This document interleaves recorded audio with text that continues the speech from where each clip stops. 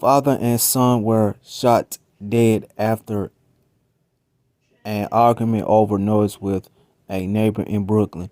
Now, if you want to see the video, I'll post a link on the description below so you can go see it. So, I'm going to say this. Don't be arguing with people because you don't know what they packing or not.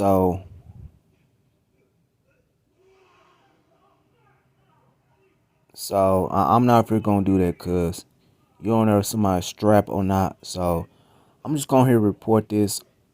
So, what's your thoughts about this video? Like, share, subscribe, and make sure you hit that subscribe button and share this to anybody if you like. I'm out. Peace.